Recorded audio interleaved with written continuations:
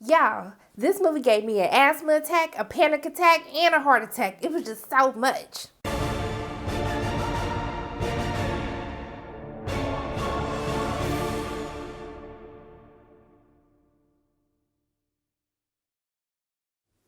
Hey everyone, it's Sharona from Pay or Wait, and today I'm going to be reviewing Waves, which is directed by Trey Edward Schultz, who you may know from directing films such as Krishna and also too It Comes at Night. And this film stars Kelvin Harris Jr., Taylor Russell, Lucas Hedges, Sterling K. Brown, Alexa Demi, and also to Renee Elise Goldsberry, and then so many more. It was just a lot of people in this film. So this film centers around a middle class African American family who is dealing with a tragedy that happens within the family. And the film really centers around, how they deal with that tragedy. How do they come out to the other side of it? And I don't want to give anything away. I really want everyone to have the same experience that I had when I watched this film at the Toronto International Film Festival. And I also saw it for a second time in Atlanta when I had the chance to interview Sterling K. Brown in regards to his role in this film. And if you guys haven't watched it, go check it out. It's posted now, so don't say I didn't tell you. But for those of you who are new to my channel, I tell you what I liked about the film. What I didn't like about the film is should you pay your way to see this film in theaters. So first and foremost, I really have to give it up to Trey Edward Schultz, who not only directed this film, but he actually wrote this film as well. And one of the things that Trey does such a great job of, even in his past two films, is the way that he decides to focus on family, but to focus on kind of trauma or tragedy or just natural things that family deals with, and the way that he chooses to shoot that in his films. And this is a reoccurring theme of family that we've seen in the previous two films, but Waves is something that was just so powerful to watch on screen, and more importantly, powerful to watch it being portrayed through an African-American family. I found it interesting at a Q&A in Atlanta, which helped me make more sense of the film. This film wasn't originally written to be an African-American family, but it was something that Trey had come up with. But after having talks with Kelvin Harris Jr., he decided to make this a black family. And so that's what made this film even more interesting to me to watch, to see how this family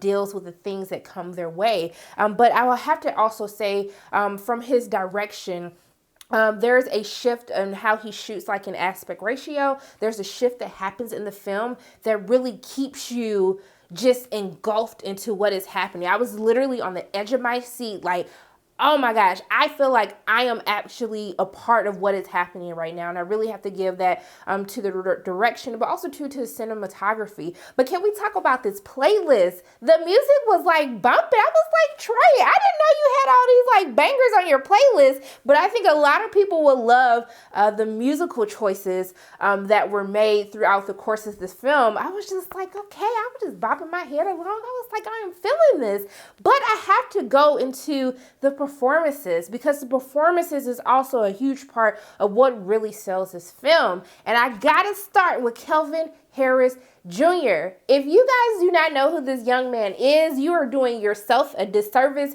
You need to go watch him. He killed it earlier this year in a film called Loose. He's also in Godfather of Harlem and All Rise. He is an actor to watch. I think he was named one of the top 10 young actors to watch at TIFF. And he is just so amazing in this film. The choices that he makes for his roles is just like, I was like, can you just have me smile? Because he plays these intense characters that you may be afraid of. And especially in this film, as he's dealing with being, he has an overbearing father who's played by Sterling K. Brown, who's also another one who does an amazing job. But to see the pressures of what it is to be, a young, not only just a young teenager, but a young black teenager who feels the weight of the world on his shoulders.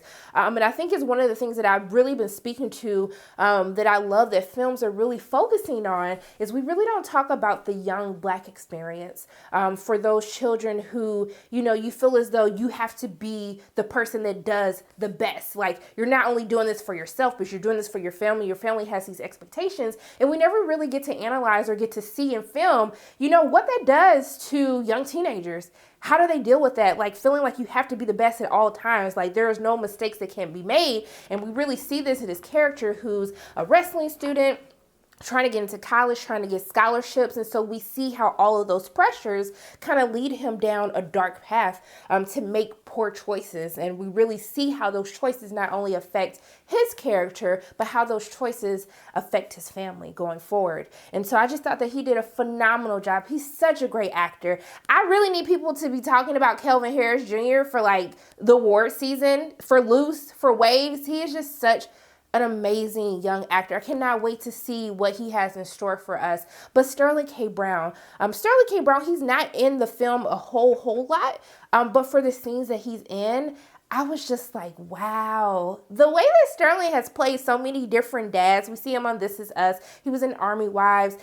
We see him play all these different characters, loving characters, but in Waves, I was just like, wow. Like, he scared me at certain moments. There's a church scene and I was just like, I felt that. That was my childhood right there. Like, I totally understood. And to see the complexities of his character, who is a loving dad. He loves his family. He loves his what he does. He loves his life, but he can be overbearing at times. And so we see how the tension kind of deals with different members of the family as they're trying to deal with this tragedy that happens. But most importantly, I also love Taylor Russell, who plays, she plays Sterling K. Brown's daughter in the film. I thought that she did a really great job as well. It was nice to see her in this film compared to when I saw her in Escape Room. And I think that she's another name that we should definitely be talking about. I can't wait to see what other projects that she has in store for us as well. But going into really two issues that I had with the film. The first would be,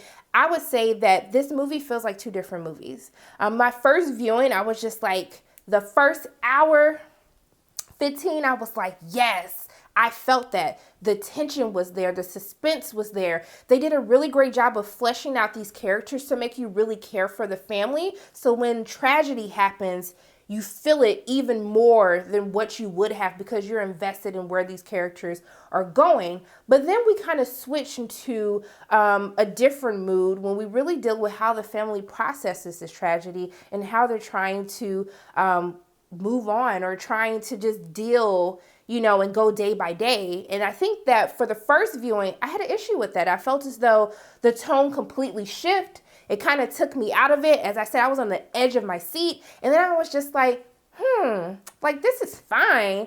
But I just don't feel as though these two movies, I feel like these are two separate movies, and I don't really think that it mixed well. And so I could see a lot of people walking out of the theater like, I really enjoyed this first half, but the second half just really threw me off. It kind of slows the pace down a little bit, which I would say is needed because it's so intense.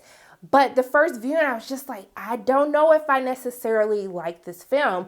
But I will say the second time viewing the film, I was able to appreciate the second half, dealing with Taylor Russell's character, and also too a very quirky Lucas Hedges, who was also very fantastic in this film.